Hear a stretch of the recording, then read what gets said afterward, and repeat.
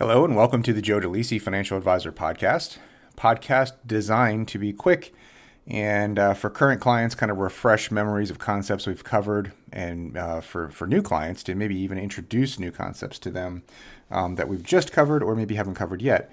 So today we are going to discuss how much insurance should you have? And it's, this is one of those topics that's not necessarily fun and exciting, but one has to be covered anyway, because many people simply don't know how much insurance is the right amount. And I think one way to make it simpler for my clients is to focus on really how insurance might work in general, rather than starting to look at different amounts for different types, like car insurance or home insurance or life insurance, etc. So let's use maybe car insurance as just sort of a bit of a case study in how insurance coverage works at a very, very high level. And the story I'm going to walk you through is one that I've used for many years because it happens. We've had this happen to clients of ours before. And so just kind of think through this with me. Have you ever been distracted, while driving your car? I mean, we all have. You look down 1 second and you look up and everyone stop at you. It happens all the time. So let's say one day you're driving around town, you look down for a second to maybe change the radio station, and all of a sudden traffic stops. But this time, you don't quite react in time, and you crash into, let's say, a minivan in front of you. And that minivan is carrying a family of 3.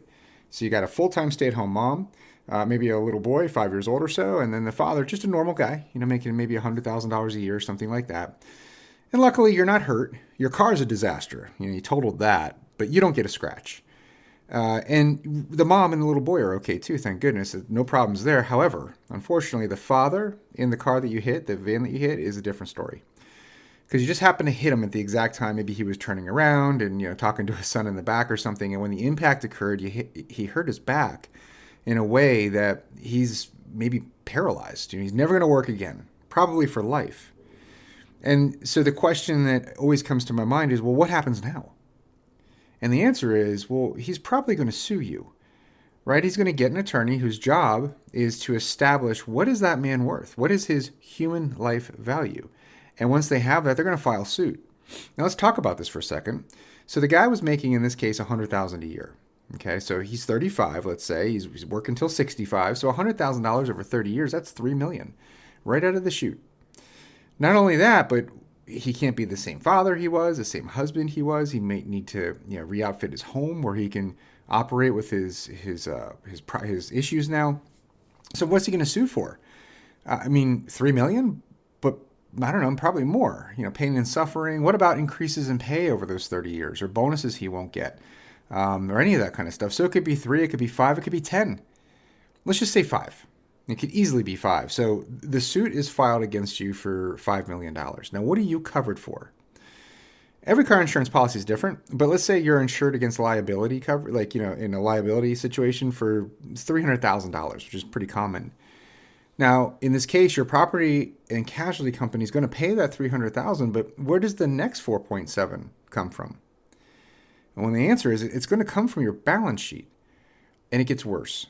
Because maybe you don't have $4.7 million. Now, you're not allowed to declare bankruptcy to escape liability. Creditor claims are different, but liable, you can't escape with a bankruptcy claim. So now we're potentially into your future assets or your income, stated another way. And every state out there is different, so I'm really making a general statement here. But it's very possible that now, instead of taking home, 60 to 80% of your income after taxes, maybe now you have to pay a portion of your income to satisfy the judgment and then pay your taxes. I'd say most people are very vulnerable to this kind of loss when I meet them. So we got to fix this. So let's go back to the story.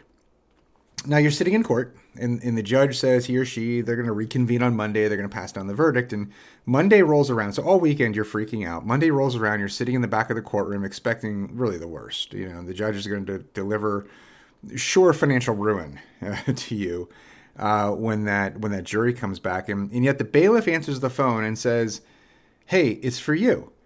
And what's going on here? You take the call. It's your P&C agent. And he says, look, I feel really bad for you. And you've been a client for a very, very long time. And so your agent says he got to hit the insurance company to make an exception and allow you to purchase an additional liability coverage on your auto policy. He's like, you can get up to $5 million. That's going to cost you a decent amount of money, but he asks you, how much do you want to buy? So how much do you want to buy? what is the answer to that? And that answer is going to describe to you really how insurance works, because the answer in this case is you want the 5 million or as much as you can get, right? Because I mean, maybe the judge comes back and says it's more than 5 million that you've lost. So the maximum is what you're looking for there. Now that call's not coming, right? You're not going to get a call from the bailiff that says that your insurance agent's on the phone and you can retroactively buy insurance. No, because you have to have as much coverage as you want before the accident or the event occurs.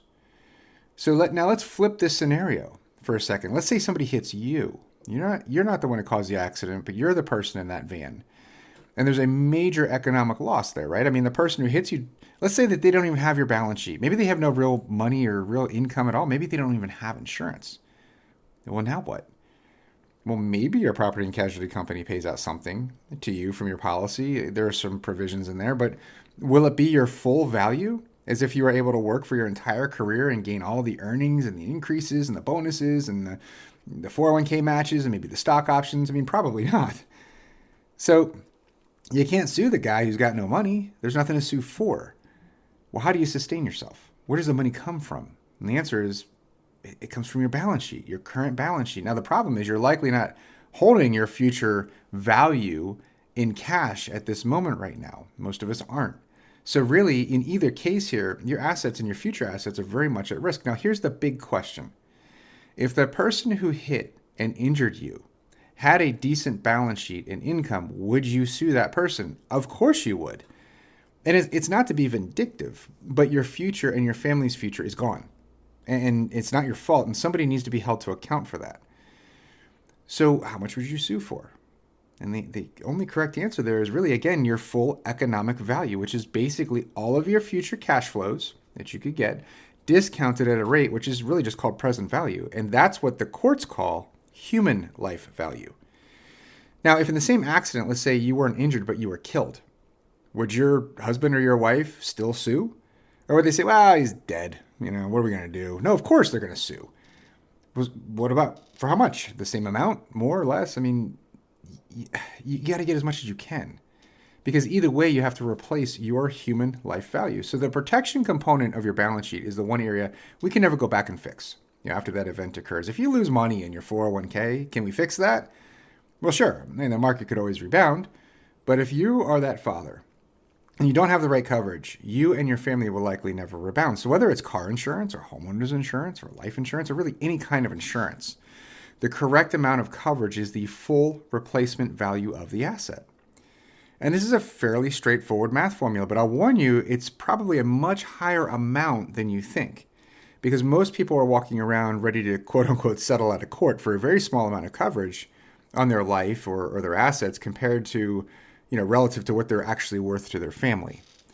And I think that it just happens because people aren't really thinking it through that much. It's not something we like to think about, but it's an incredibly important part. So, okay, I think that's good for today. Again, very high level, 30,000 foot touch on, well, what's the right amount of insurance? And we can look at that for you. Please do me a favor, subscribe, hit that subscribe button. Let us know how we're doing. Let us know if there's any things you would like us to speak about. Feel free to share it. And then in the show notes, you'll see that there's a link to a place where you can go if you're new to me, and you can answer some questions and request a meeting if you'd like. It'll actually give me kind of an idea of where you're at currently. Now for compliance. Joe DeLisi, Registered Representative, Financial Advisor, Park Avenue Securities, LLC, Pass, OSJ 5280, Carroll Canyon Road, Suite 300, San Diego, California, 92121, 619-684-6400. Security products and advisory services offered through Pass, member FINRA, SIPC. Financial representatives of the Guardian Life Insurance Company of America, Guardian, New York, New York. Pass is a wholly owned subsidiary of Guardian. Westpac Wealth Partners, LLC is not an affiliate or subsidiary of Pass or Guardian. Insurance products offered through Westpac Wealth Partners and Insurance Services, LLC, a DBA of Westpac Wealth Partners, LLC. DeLisi, California Insurance License Number 0D34103. This podcast is for informational purposes only and not to be construed as tax, legal, or investment advice. Although the information has been gathered from sources believed to be reliable, please note that individual situations can vary. Therefore, the information should be relied upon only when coordinated with individual professional advice. Guest speakers and their firms are not affiliated with or endorsed by Pass, Guardian, or Westpac Wealth, and opinions stated are their own. Guardian, its subsidiary agents, and employees do not provide tax, legal, or accounting service. or advice. Consult your tax, legal, or accounting professional regarding your individual situation. All investments and investment strategies contain risk and may lose value. This material is intended for general use. By providing this content, Park Avenue Securities LLC and your financial representative are not undertaking to provide investment advice or make a recommendation for a specific individual or situation, or to act otherwise in a fiduciary capacity. 2024-17407. Neither Guardian nor its subsidiaries issue property and casualty insurance. Expires May 2026.